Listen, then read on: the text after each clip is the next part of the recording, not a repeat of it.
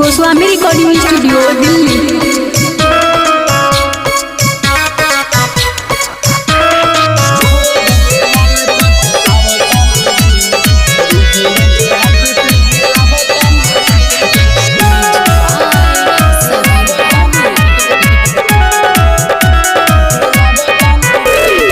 हमसे खपा कइले हमर जानू हमरा से वफा कइले का कइले हम जनली न हमसे खपा कइले हमर जानू हमरा से वफा कइले दिलवा के दुखवा तू ना बतानी रे सुना बतानी रे छोड़ गइले माल पछतावतानी रे रोजे रोजे हाथ से हिलावतानी रे छोड़े गइले माल पछतावतानी रे रोजे रोजे हाथ से हिलावतानी रे छोड़े गइले माल पछतावतानी रे रोजे रोजे हाथ से हिलावतानी रे।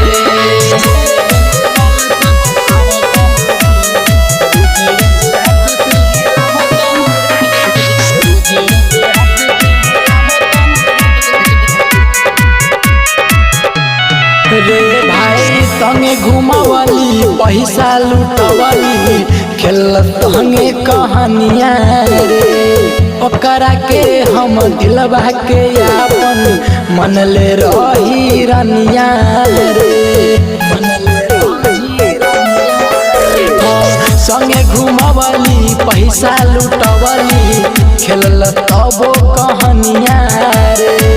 ओकरा के हम दिलवा के आपन मन ले रही रनिया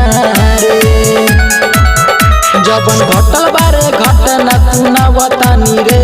सुना बतानी रे छोड़ गइले माल पछतावतानी रे रोजे रोजे हाथ से हिलावतानी रे छोड़ गइले माल पछतावतानी रे रोजे रोजे हाथ से हिलावतानी रे छोड़ गइले माल पछतावतानी रे रोजे रोजे हाथ से हिलावतानी रे।